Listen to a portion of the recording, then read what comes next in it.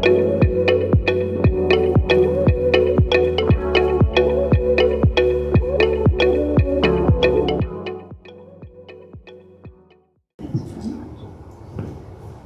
morning. Good morning. I've decided to go handheld because I've got hair and no pockets. This is the life of a woman. It's much harder to know what to do with one of those mics. So we're going handheld. Ian has just given you a little bit of who we are, but it really is so lovely to be back here. There are still people in this church who've known Jeremy since he was a teenager, maybe even younger, and who have walked with us, faithfully prayed for us, and we are really grateful for that. For those of you we don't know, we would love to get to know you, and let's be friends. So we were in South Africa for 16 years, and then we moved back. We felt Jesus leading us out of South Africa, and long story, but he ultimately led us back into the UK just before lockdown. And so we got locked down in the northeast of England, and in that time we spent, we tried, you know, everyone had those good ideas of things they were going to get done, like cleaning the back of the cupboards. We didn't have anything in our cupboards, so there was nothing to clean. But we decided we would try and be faithful and steward that time well. So we got stuck in with some new kind of training and things, and we stepped into a world called member care. So ultimately where we're looking after cross-cultural workers, people who have gone following the call of Jesus and find themselves in pretty hard places, but also to champion the fact that there are still over half the world's population who live in people groups that have not heard the name of Jesus. They do not yet have a representative who can come and share their faith with them in a language that they understand. And that is why we are reconciled to Jesus, that every single one of us is part of this incredible story that God is writing, that we get to go and see others brought in, that others come. So we love talking about unreached people groups and the kind of call to go, but we're not going to talk about that this morning. So if you want to, please grab Jeremy or I afterwards if you've got any thoughts around that. Today, as Ian said, I'm going to be talking a little bit about my own personal journey in the last 18 months, probably. This is not coming from a place of I've nailed it and I've done this really well, or even that I'm out the other side. I am very, very aware that I'm still in the middle of an ongoing storm, and that I do regularly make bad choices or not feel strong and courageous. But I wanted to share honestly what's been going on. So I talked a bit about our heart and our passion for unreached people groups. So we were working and serving in Kenya. And Kenya has loads of Christians with beautiful, passionate faith, but they also still have multiple unreached people groups. So tribes, languages, cultures that do not have an expression of Christianity. And so one of our passions has been stirring the church to see these people around them who don't know Jesus, and let's go and love them, let's talk to them. It's really complicated because obviously there are clashes, there are tribal issues, there are language barriers, and for a lot of people actually there's animosity because people farm differently and that can be the end of livelihood. So it's a really complicated thing, but Jesus was doing some really beautiful things. And so in September 2024, Jeremy, with one of these pastors we've been working with, was invited into an Orma people group, and the chief said, come and speak to us. And so he started talking, and he said, yeah, no, tell us about your God. And so the two of them together were able to come and speak about Jesus to this unreached people group, which was so very exciting. 3 days later, maybe, I had an accident. So I was on some wooden steps. I have no slideshow, don't panic. You're not getting all the gory medical detail. I won't go down that road. But I was on some steps and they broke. And so I fell and I landed on the edge of a concrete path. So I dislocated my foot, and I had what is called a compound fracture. Ultimately, the bone came out through the skin, and unfortunately, I landed on it. So I stood in the dirt on this exposed bone. Obviously, that was bad. I said, don't worry, I'm okay, but I think I probably need to go to hospital. And then looked down and saw this bone, and I got the giggles, because I was like, I really didn't need to tell anyone that I need to go to hospital. It was pretty obvious. I stopped laughing quite soon afterwards, and it was incredibly challenging. But I had 6 weeks in hospital in Kenya, where we were well loved, well cared for. Our community were just astonishing in terms of walking with us and supporting us, and the hospital did everything they could, but it was super hard. And so for 3 weeks they were unable to, they did lots of operations, but they were unable to fix the bones. They wouldn't put them back together because my infection and inflammation scores were way too high. Here in the UK we do what's called an X-fix, so they put that metal cage on the outside, but they don't do that in Kenya. So we waited, which meant for 3 weeks, every time I moved at all, the bones in my leg crunched. And it was agony. I did not know you could live through pain like that. I honestly was at the stage where I thought my heart would stop, and there weren't many pain resources. And in the end, my surgeon managed to get some drugs brought in from India so that he could get on top of my pain. We journeyed through that. We had the 6 weeks, and I still had the wound on the side of my leg that hadn't healed. So our insurance company said, we need to come back to the UK. So we came back to the UK. We landed in Manchester. I was picked up by an ambulance and taken to Newcastle Hospital, where I ended up for another 6 weeks. So I had, will you get me a drink? Yeah. Thanks. Thanks, Rachel. So I had 3 months in hospital away from my kids, and the separation was like torture. By the end, I was just like, this is so wrong. I need to be with them. I need to be looking after them. But in my time in the UK, they did all sorts of stuff. And one of the things was that they decided we needed to redo the plating. Thank you so much. So, putting the screws and the plates in, they weren't happy with the positioning of the bones, which was obviously pretty devastating, having gone through it once. But turns out that that was a really good thing, because while they were doing the surgery, they did all sorts of other things, swabs, and identified a super weird, rare infection. So it's a bacteria, a very small bacteria that lives everywhere, all around us, but normally that's not a problem. But I got it inside my bone. And so for the last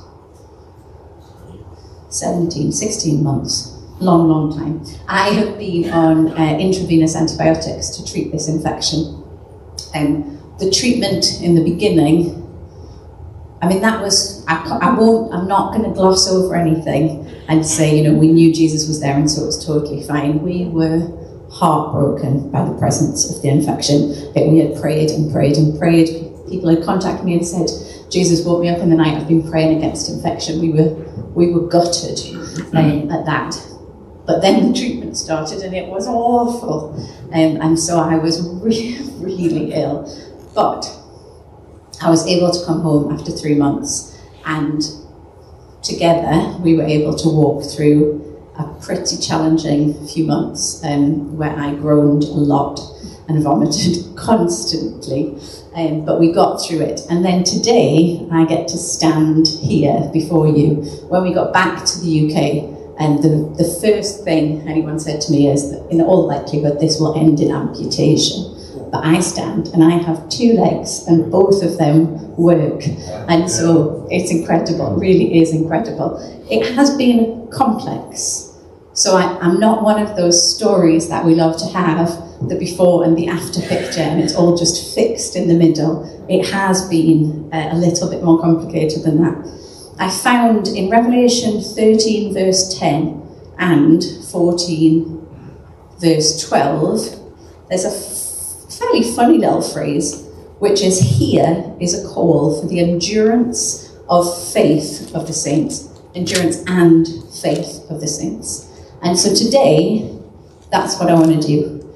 I want to give you a call to endurance and faith.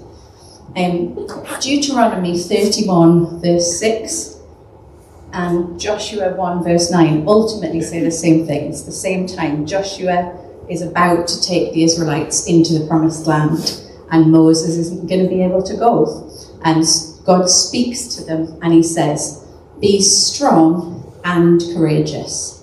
Do not be afraid or terrified because of them. For the Lord your God goes with you. He will never leave you nor forsake you. I was a bit nervous that what I was bringing is not your typical beginning of the year rally, that actually laying out some honesty about how hard things can be. It's not normally what we would go to on the first Sunday of January, but I was really encouraged that even in our the prophetic this morning, God is speaking to us. There is a call to us for faith and endurance, to recognize that like the leaves, the winds blow. That is reality, that we do face hardship. We wouldn't need courage if it wasn't difficult. The only precursor to courage actually is fear. It's not courageous to do something that you love doing. We watch people do wild, adventurous things. It's not courageous if that's what they do because they really love it. It's courageous to do something that feels impossible or overwhelming and really difficult. We need courage and endurance when there's challenge, when there's hardship, when we feel hopeless, when we can't see. Faith is all about not seeing the end. We don't know what's going to happen. We know the ultimate end. We know the end of the story. We'll come out of the wilderness and we'll be leaning on our beloved.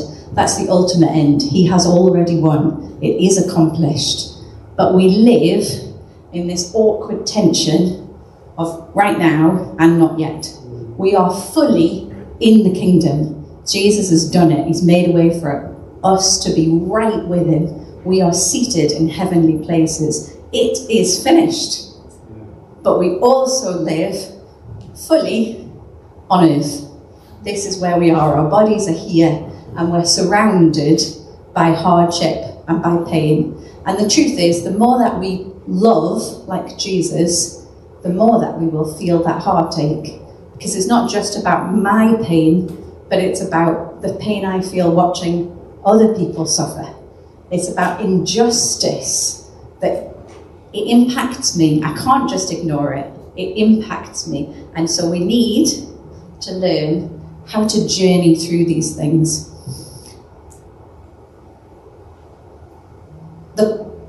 There is a false gospel in the prosperity gospel, and we spot it with money. It sneaks in with how our life should go. It sneaks in when we say things like, I'm so blessed I got a new car. That is a blessing. But if we read the Beatitudes, very rarely do we walk around and say, oh, I'm so blessed because I've been grieving. I'm so blessed because I've been persecuted. But Jesus' description and definition of blessing is different to ours. And he's still good even in those things that are hard for us. If we believe that nothing should ever happen to us, when it does, we are bewildered. I was actually really cross. Jesus, how could you let this happen? Why? I'm only in this place because you told me to be here. I know it. So if I'm following you, why have you let this happen? Honestly, I still don't know the answer. But I had, in one of those horrendous nights before any pain relief, I was pretty horribly for my husband who was with me. I just was screaming in pain. And I got to the stage where if I couldn't feel the tangible presence of Jesus, it was like I couldn't breathe. And so I've never known desperation like it. We sing, don't we? I'm desperate for you. I had never been desperate until that moment, but I was desperate for him. And he came and he sat with us in the room. And I actually told him, I don't want to talk to you because I'm really cross with you. I don't want to engage and hear what you have to say, but you cannot leave. I desperately need you here. And over that time, still in agony, in the wrestling, what I felt was that I could push to have an understanding.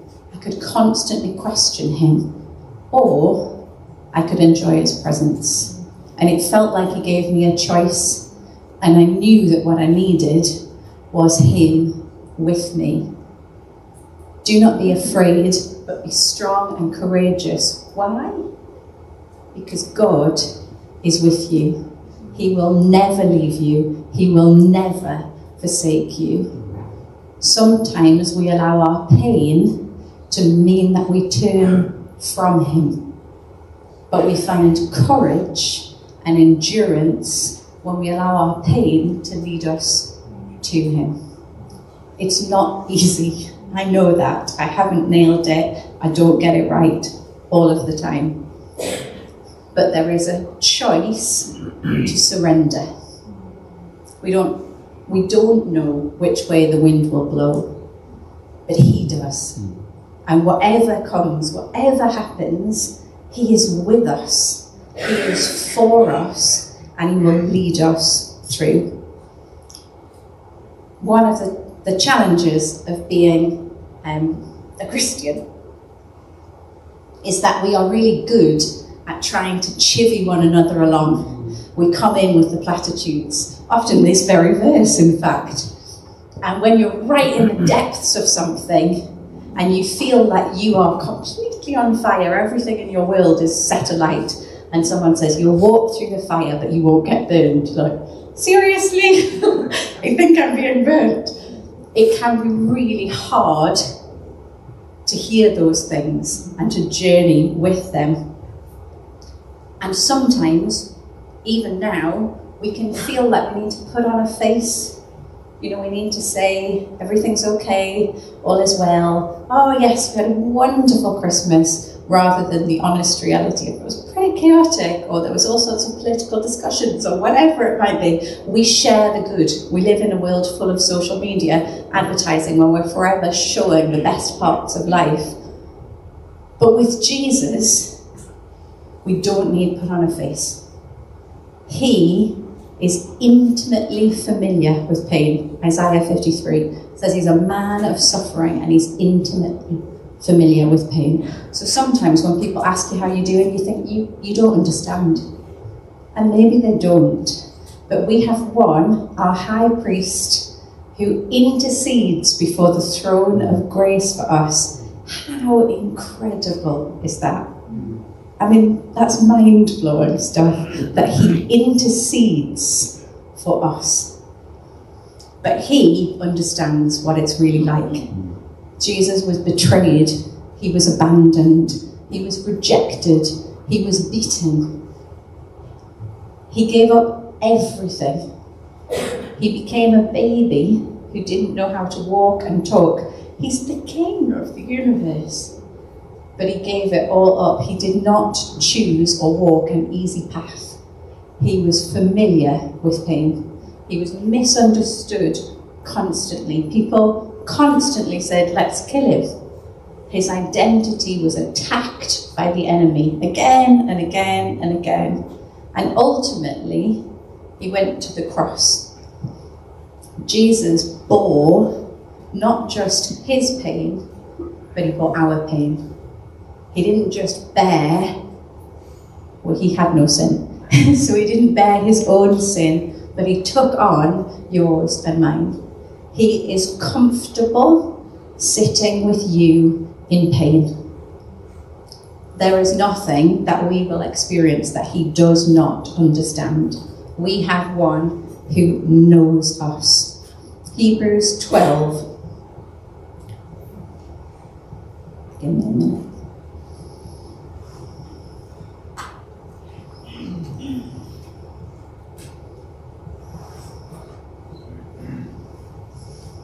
One to 3.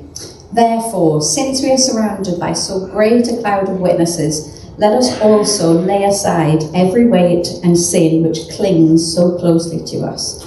Let us run with endurance the race that is set before us, looking to Jesus, the founder and perfecter of our faith, who for the joy that was set before him endured the cross, despising the shame, and is seated at the right hand of the throne of God. Jesus is our perfect example in everything, and he is our perfect example of enduring the cross. He endured that pain for the joy that was set before him. What was that joy? It was us. It was being in relationship with us. It was knowing that one day mankind would be reconciled to God, that we would be face to face with him forever. That is the joy that is still set before us when things are really, really tough and you can't see that it's going to get better anytime soon. People kept saying to me, can you see the light at the end of the tunnel? It's like, I can't even see the tunnel. We've no idea where this goes. But what I can do is I can find enough light for today. I can know that the ultimate joy that is set before me is being with Jesus. And I can do that right now. I don't need to wait for heaven to be right with him. I might have to wait for full healing, but I don't have to wait to enjoy his presence. Psalm 23 is such a helpful and beautiful psalm, so I'm going to read it. The Lord is my shepherd, I lack nothing. He makes me lie down in green pastures. He leads me beside quiet waters. He refreshes my soul. He guides me along the right path for his name's sake. Even though I walk through the darkest valley, I will fear no evil, for you are with me. Your rod and your staff, they comfort me. You prepare a table before me in the presence of my enemies. You anoint my head with oil, my cup overflows. Surely your goodness and love will follow me all the days of my life, and I will dwell in the house of the Lord forever. Isn't it incredible? How often do we skip over the darkest valley? How often do we try and ignore the presence of the enemies in this psalm? We want it to be all the good bits. It encourages us. But the truth is, the most encouraging thing is to know that even in the darkest valley, even in the valley of the shadow of death, you're not alone, but you're walking with someone who has already walked through it. You're walking with someone who literally is the way. He doesn't just make a way or lead the way, he is the way. And even when the enemies are around us, even when it's not all fixed and shiny yet, he still prepares a feast for you. It feels like a fairly wild thing to imagine if you take the battle imagery that there is a feasting going on while you can see all of your enemies prowling around. We don't have human enemies. Our battle is not against flesh and blood, but we do still have enemies. And sometimes we feast at the table that he's prepared, even when hopelessness is standing in the room. Sometimes we need to choose to feast, even when depression, anxiety, pain, agony are in the room. We can still lean into that feast. Often, God dramatically steps in and he plucks us out of the challenge. He is so faithful to do that. Sometimes he calms the storm completely, and other times he walks us through. What I've come to understand is that all three of those are miraculous. I thought the plucking out and the calming was miraculous and the endurance was just really tough. I've come to understand it is miraculous that we can feast at a table with God even in the midst of the storm. That is not something I have within me. That is entirely a miraculous gift from God. It's not been my strength that's been able to get me through. It's been His miraculous intervention and the gift of grace. I love miracles. I love seeing Jesus do incredible things. And we've seen Jesus do wild things.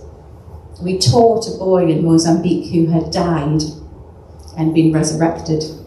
Before he died, he had significant special educational needs, and so he'd never been to school, he hadn't learned anything, and he died when he was 12. And we knew him a year later.